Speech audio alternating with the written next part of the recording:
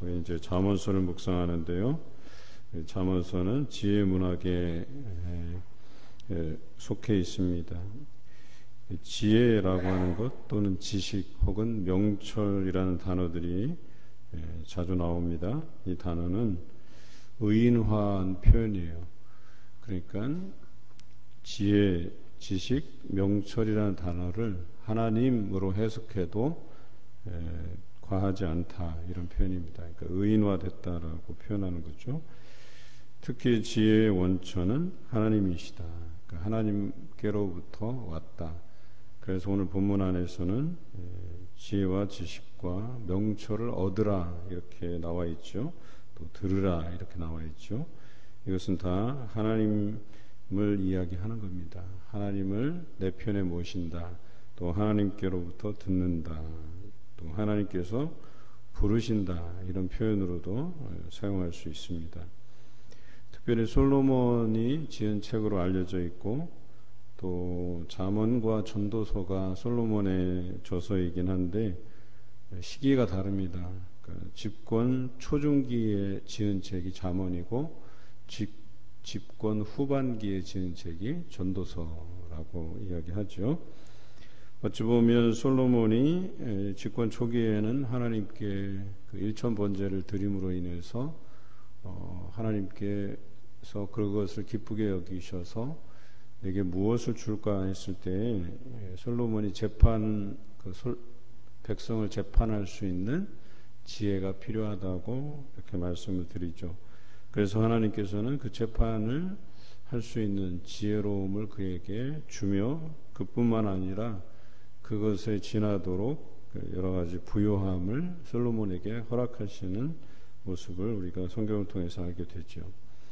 그래서 그는 그 지혜의 전성기를 이끌고 또 솔로몬 때에 하나님께서 아브라함에게 약속하신 영토죠. 그러니까 그 땅을 모두 얻게 되고 또 이스라엘의 땅으로만 따지면 이스라엘의 전성기가 된다라고 하는 것이죠.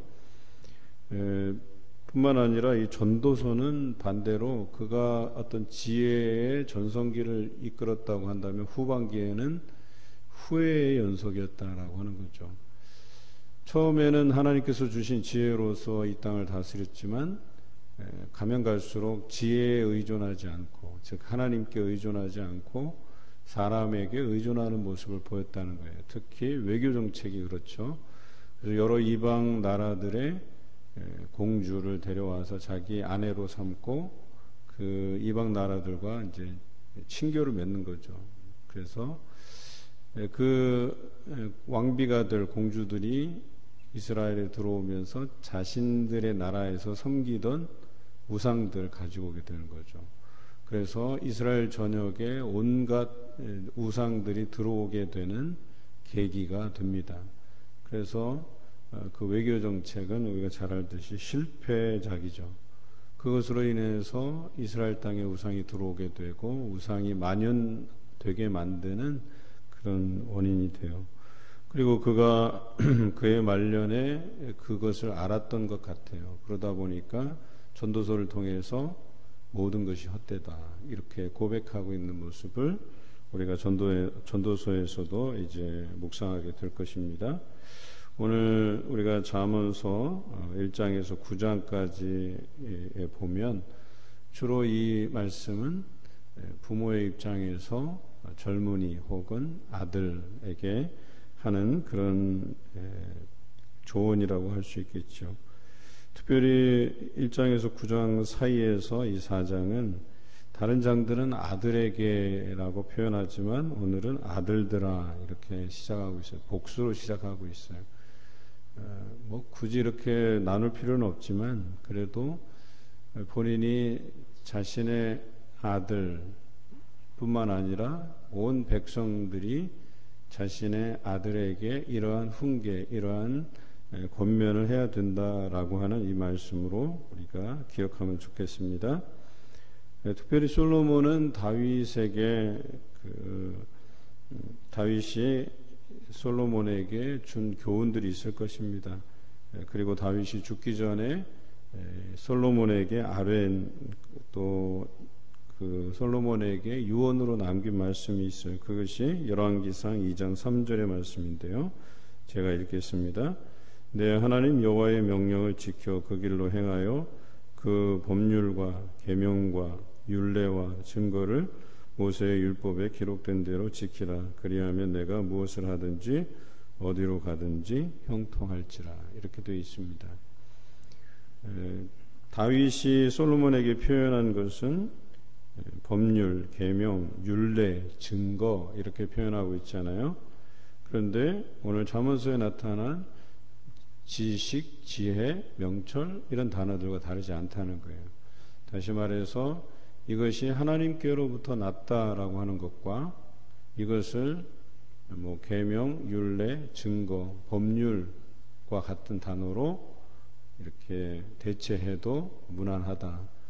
그러면 총체적으로 이렇게 되는 거죠. 여기 나오는 지혜, 지식, 총명이라는 단어들은 하나님을 의인화했을 뿐만 아니라 이것을 하나님의 말씀으로 이렇게 해석해도 무난하다 이런 뜻입니다. 그래서 다윗이 솔로몬에게 권면했듯이 솔로몬이 자녀들에게 그리고 이 시대에 부모된 자들에게 자녀를 어떻게 훈계할 것인가 라는 것을 우리에게 보여주시는 말씀이다 라고 하는 것이죠. 4장 1절에 보니까 아들들아 아비의 훈계를 들으며 명철을 얻기에 주의하라. 아비라고 등장시키고 있어요. 아들과 아비의 관계. 이것은 대표명사죠. 그래서 꼭 아버지, 아들 이렇게 성별을 구분한 것이 아니고 이 시대의 부모된 자들에게 이 시대의 자녀된 자들에게 어떻게 훈계할 것인가에 대한 말씀이기도 합니다. 그런데 참 우리 부모된 자로서 자녀들을 어떻게 훈계하는가에 대해서 잘 고민을 안 해요. 그러다 보니까 과거 그 쉐마 말씀이죠. 신명기 6장에 나오는. 그러니까 신명기에서는 분명히 자녀들에게 말씀으로 훈계하라 했어요. 이것이 하나님께서 그들에게 주신 쉐마 교리였거든요. 그러니까 이 이마에다가 말씀을 붙이고 다니고 손목에다가 그 율법책을 매달아서 다니고 또 문에다가 붙여놔서 들어오거나 나가거나 할 때 항상 말씀을 주의하여 보라고 분명히 강조하고 있는데 과연 우리 부모된 자로서 자녀들에게 이러한 쉐마의 교리를 지키고 있는가? 말씀으로 우리 자녀들을 가르치고 있는가? 이 부분을 한번 심각하게 논의해 볼 필요가 있어요.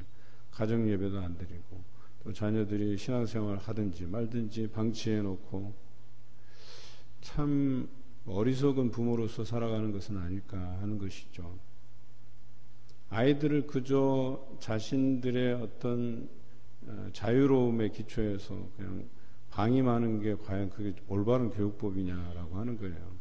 요즘 젊은 사람들이 잘못하고 있는 것이 착각하고 있는 것이 아이들에게 뭐 잔소리 안 하고 그냥 아이들이 스스로 할 수 있게 내버려 두는 게 좋은 방법이라고 생각하는데 천만의 말씀입니다. 아주 위험한 발상이에요. 그러니까 우리의 자녀들이 교회를 떠나가게 되고 신앙에서 벗어나게 되는 거예요. 이 자녀들에게 분명히 우리는 쉐마의 이 교리를 다 해야 되는 거예요. 이 아이들에게 신앙의 전수를 해줘야 되는 거예요. 말씀을 전해줘야 된다는 거예요. 말씀으로 가르쳐내야 된다라고 이야기하는 거예요. 그런데 그렇지 않다는 거예요. 전혀 그렇지 않다는 거예요. 여러분, 기도하는 거하고 들려주는 거는 아주 굉장한 차이가 있어요. 여러분이 기도만 하면 부모된 도리를 다 한다고 생각하시죠? 천만의 말씀입니다. 오늘 성경에서 강조하는 것은 들려주라는 거예요. 부모가 입술로 말함으로 인해서 그 자녀에게 말씀을 들려주라는 거예요. 교훈을 들려주라는 거예요.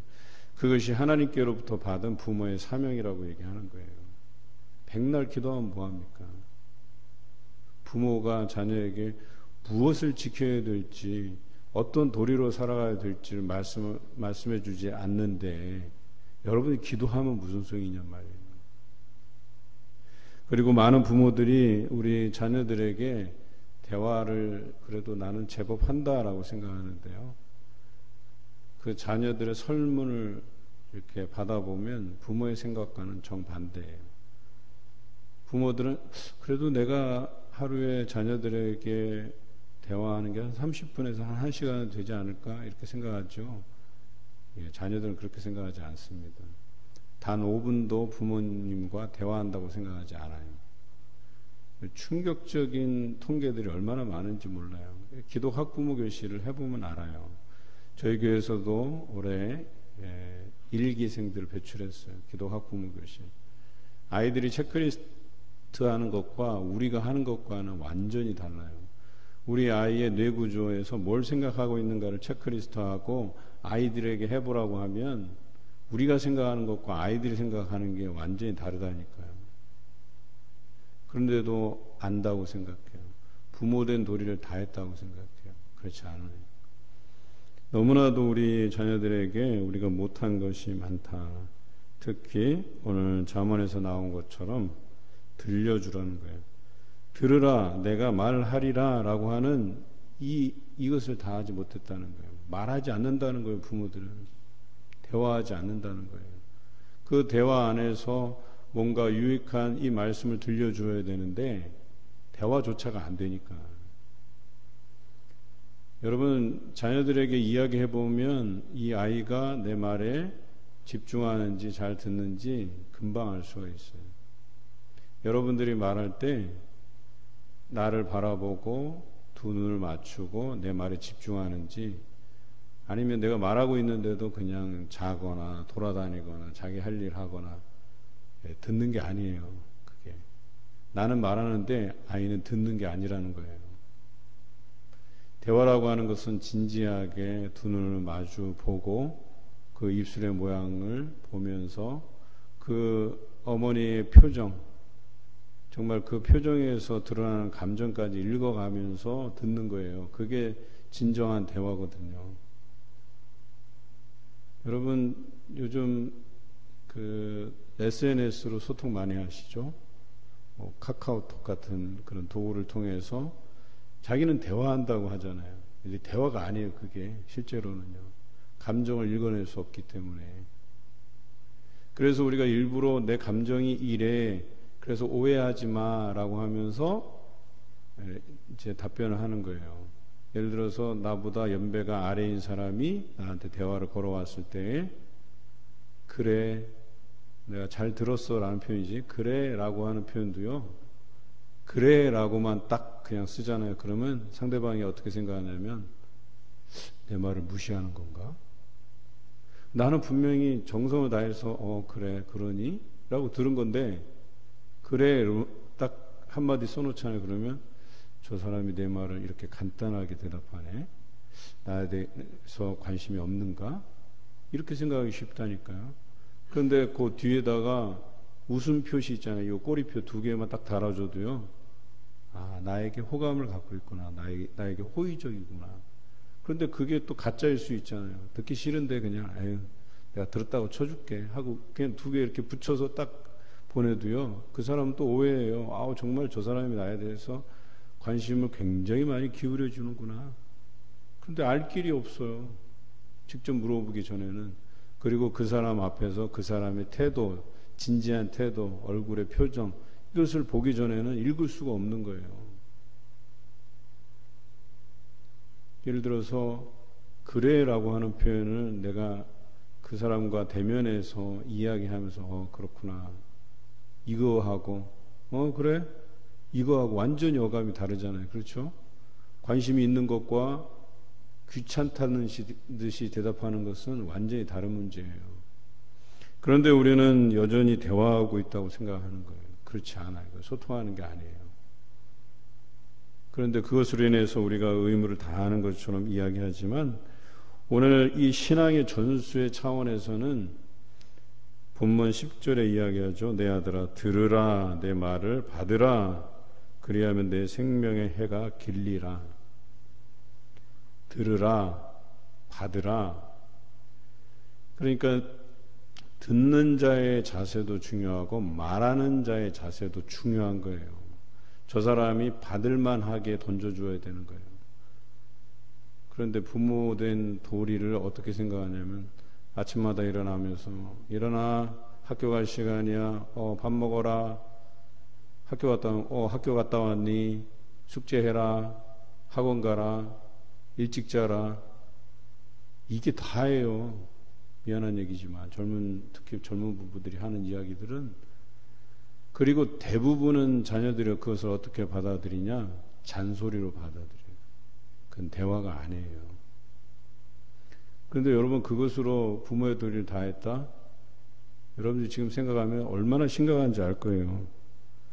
부모들도 자신이 자녀들을 가르쳐내기 위해서 삶의 터전에서 열심히 일하고 또 새벽을 깨우며 기도하고 최선을 다해요. 그런데 그것이 자녀들에게 최선이 아니라는 게 문제죠. 자신은 최선을 다한다고 생각해요. 이렇게 성실하게 부지런히 살아가는 것만 해도 우리 자녀들에게 뭔가 모범이 될 거라고 생각하는데 그렇지 않아요. 우리 자녀들은 듣기 전에는, 우리 부모가 말하기 전에는 대화가 된 게 아니에요. 신앙의 전수가 이루어진 게 아니라는 거예요. 그러니까 얼마나 우리가 무책임하냐면, 야, 네 할 일은 네가 알아서 해. 신앙도 네 알아서 찾고 네가 알아서 해라고 하는 거랑 같은 거예요. 전혀 어떻게 해야 될지도 가르쳐주지 않고 또 권면해서 교회 함께 나가는 것도 아니고 그냥 방치해 두는 거예요. 여러분, 이런 자녀가 교회를 떠나고 신앙생활을 안 하는 거 당연한 거 아니에요? 당연한 거예요. 그냥 그렇게 했는데 어떻게 자녀가 자기 스스로 헤쳐나가고 신앙을 알며 교회 나가고 어떻게 할 수 있겠냐 말이에요. 그런데도 교회 나오고 있는 자녀는 기적이에요. 대단한 거예요.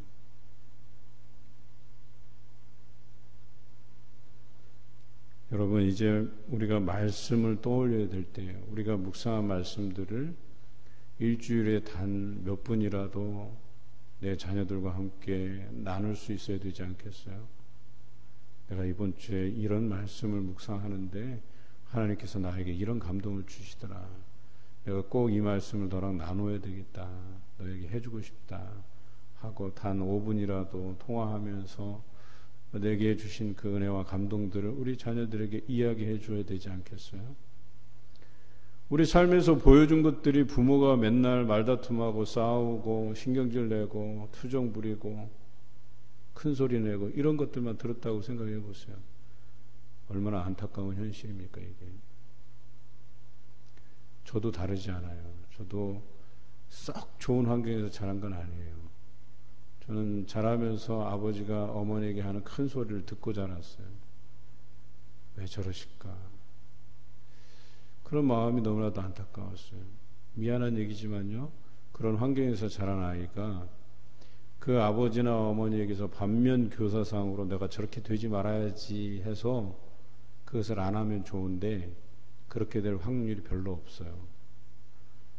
지금의 우리의 성품은 원부모에게서 왔을 가능성이 굉장히 높아요. 그래도 원부모에게서 덜 영향을 받았다는 것은 무언가 긍정적인 영향을 받았다는 것인데, 우리 인생에서 그 긍정적인 요소들을 찾자면 좋은 스승이 있었던가 아니면 말씀에서 왔을 가능성이 굉장히 높아요. 저도 때로는 우리 아이들에게 큰 소리를 내요. 그러면서 후회해요. 왜? 그것이 원부모에게 왔다는 걸 제가 잘 알기 때문에 그래요. 내가 부모가 돼보잖아요. 어떤 상황에 미쳐지면 어떤 생각을 하냐면 큰 소리를 내면서 아, 그래서 우리 아버지가 큰 소리를 냈구나 하고 그 심정을 이해해 버린다니까요. 아버지가 맨날 때리고 엄마도 때리고 그 자녀들도 때리잖아요. 처음에 그걸 이해할 수 없다가 자기가 부모가 되잖아요. 큰 소리 내고 아우 저걸 한번 쥐어박아야지 이런 상황이 오잖아요. 그러면 그 아버지의 심정을 이해하면서 때려버려요. 그래서 폭력은 폭력을 낳는 거예요. 미안한 얘기지만 난 저렇게 하지 말아야지 하고 고쳐지는 확률은 거의 없다고 보시면 돼요. 대부분은 원부모에게서 그걸 배우게 돼 있다니까요. 그런데 내가 그런 삶을 살지 않는다라고 하는 것은 내가 뭔가 교화된 거예요. 말씀을 통해서 교화됐든가 좋은 스승을 통해서 가르쳐졌든가. 그런데 오늘 성경에서 그것을 이야기하는 거예요. 이런 우리가 선택할 수 있는 길은 오늘 성경에서 나와 있듯이 14절에 사악한 자의 길, 18절에 의인의 길, 두 가지 길을 선택하게 돼 있다니까요. 그런데 무언가 긍정적인 요소가 우리에게 들려지지 않는 이상, 우리가 그것을 진심으로 받지 않는 이상은 사악한 자의 길을 가게 돼 있다는 거예요. 참 무서운 말씀이에요. 신앙을 떠나는 쪽으로 선택하게 돼 있다는 거예요.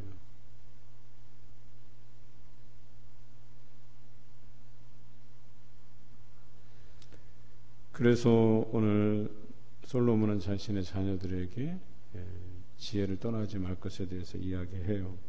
4장 1절부터 9절까지 보면 핵심적인 단어가 얻으라라고 하는 거예요. 얻어야 된다. 그러니까 이 얻어야 된다는 게 뭐예요? 지혜와 지식과 명철인데 누구에게로부터? 아비에게로부터 그것을 얻어야 된다는 거예요. 그러니까 부모된 자가 가지고 있는 사명이 얼마나 큰지를 우리가 꼭 기억하셔야 돼요. 그냥 하나님께서 직접 임재하여 주시겠지 이런 것에 우리가 매달려서는 안 돼요. 이것은 우리 부모에게 주신 사명이라니까요. 이 부모된 자로서 아비의 훈계를 들으며 명철을 얻기에 주의하라고 분명히 이야기하고 있어요. 아비들에게 준, 부모에게 준 사명이라는 거예요, 이게. 그리고 계속해서 얻으라 해놓고 6절에만 버리지 말라. 뭘 버리지 말라? 지혜를 버리지 말라.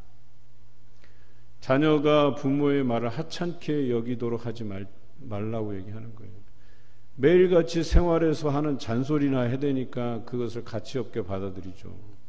진중하게 여러분이 들은 말씀을 깨닫고 묵상한 말씀들을 깨닫고 거기에서 오는 그런 진정한 유익을 우리 자녀들에게 끼치라는 거예요.